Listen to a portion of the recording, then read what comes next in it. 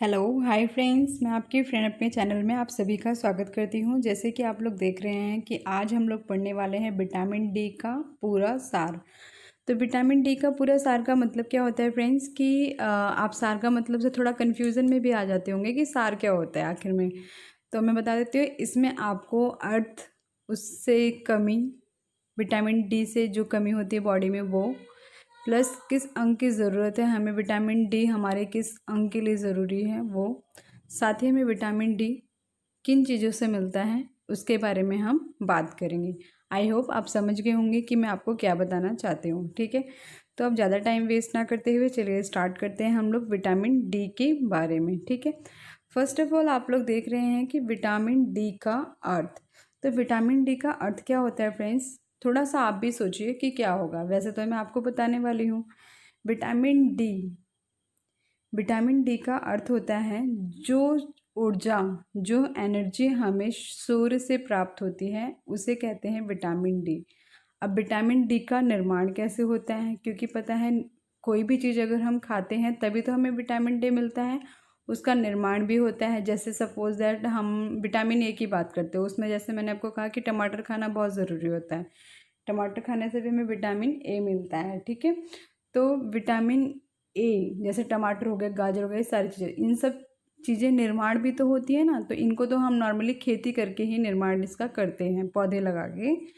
ठीक है, तो इससे तो हम मतलब विटामिन ए हमें प्राप्त होता है। अब विटामिन डी कैसे प्राप्त होता है, होप सो मेरी काफ़ी फ्रेंड्स ये बात जानते हों कि विटामिन डी हमें सूर्य की किरणों से मिलता है। अब ये प्राप्त कैसे होता है, जब इसकी अल्ट्रावायलेट किरणें हमारी स्किन पे, हमारी त्वचा पे आके मिलती हैं, या फिर बोला जाए इसे अवशोषित करती हैं। जब हमारी त्वचा, जो अल्ट्रावायलेट किरणें होती हैं ये हमारी त्वचा के अंदर आती हैं, अवशोषित करती हैं हमारी त्वचा, तब विटामिन डी का निर्माण होता है। ठीक है, होप सो आप सब लोग समझ गए होंगे विटामिन डी का अर्थ क्या है और ये कैसे उत्पन्न होता है। ठीक है, अब हम बात करते हैं विटामिन डी किस अंग के लिए ज़रूरी है। ठीक है, विटामिन डी किस अंग के लिए ज़रूरी है, हम इसके बारे में बात करते हैं। तो विटामिन डी फ्रेंड्स किस अंग के लिए ज़रूरी है, खास करके मैंने आपको जैसे अभी बताया कि विटामिन डी हमारे स्किन के लिए बहुत ज़्यादा ज़रूरी है।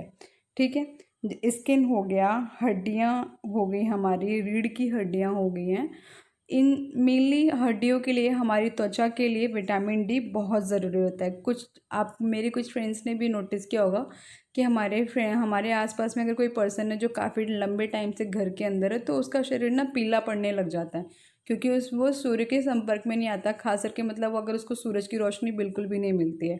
तो ये सब चीज़ें होती है विटामिन डी। और कुछ मेरे फ्रेंड्स ऐसे भी होते हैं जो मोटे हो जाते हैं, तो उनमें भी हो जाती है विटामिन डी की कमी।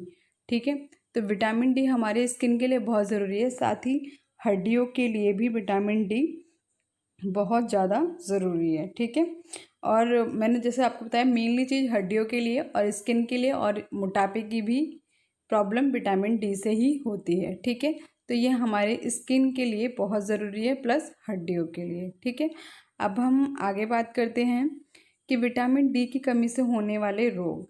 आप मेरे जो लास्ट सेंटेंस था कि किस अंग के लिए ज़रूरी है, तो आप समझ गए होंगे, जिसमें मैंने आपको बताया कि विटामिन डी किस अंग के लिए ज़रूरी है।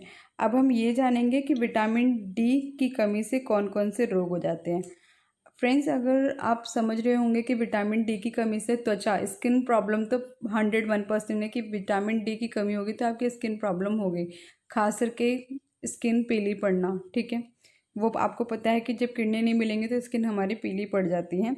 साथ ही मैं आपको बोलूँगी कि अगर ये किरणें हमारे शरीर पे ना पड़े तो इससे हमारी हड्डियां भी कमज़ोर हो जाती, जैसे मैंने कहा हड्डियों की ज़रूरत होती है। ठीक है, मतलब हड्डियों में प्रॉब्लम हो जाती है। तो अगर ये किरणें और ये विटामिन डी ना मिले तो हमारी हड्डियां कमज़ोर पड़ने लग जाती है, कभी कभी इतना कमज़ोर हो जाती है कि हड्डियां टेढ़ी भी हो जाती हैं। ठीक है, तो हड्डियां कमज़ोर होना, हड्डियां टेढ़ी होना, स्किन प्रॉब्लम होना, और साथ ही मोटापे का भी प्रॉब्लम हो जाता है। विटामिन डी की कमी से मोटापा बढ़ने लग जाता है, जिसमें विटामिन डी का स्तर बहुत कम होता है, उसके अंदर विटामिन डी की कमी हो जाती है, ये आप बात समझ जाइएगा। ठीक है फ्रेंड्स, तो ये 4-5 बीमारियां हैं जो विटामिन डी की कमी से होता है।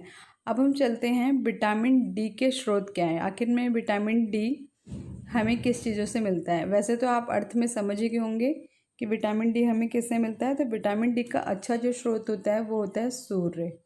ठीक है, कि सूर्य की जो किरणें होती हैं उन्हीं से ही हमें विटामिन डी मिलता है। इसके अलावा होता है दूध हो गया आपका, अंडा हो गया, चिकन हो गया एंड सोयाबीन और मछली। ठीक है, तो फ्रेंड्स आप लोग समझ गए होंगे कि विटामिन डी हमें किन से मिलता है। ठीक है, जैसे कि मैंने आपको बताया है कि ज़्यादातर तो मैं आपको यही बोलूँगी कि आप ये ज़्यादातर लोग धूप में रहना पसंद नहीं करते, तो आप लोग चिकन, अंडा, दूध इन सब चीज़ों का भी सेवन कर सकते हैं। और जो शाकाहारी लोग हैं वो सोयाबीन का भी सेवन कर सकते हैं, प्लस दूध का भी सेवन कर सकते हैं। इनसे भी हमें विटामिन डी मिलता है। ओके फ्रेंड्स, होप सो आप लोगों को समझ में आ गया होगा। अगर नहीं समझ में आया होगा तो प्लीज़ आप लोग मुझे कमेंट करके बताइएगा फ्रेंड्स कि आपको क्या समझ में नहीं आया या क्या कमी रह गई है।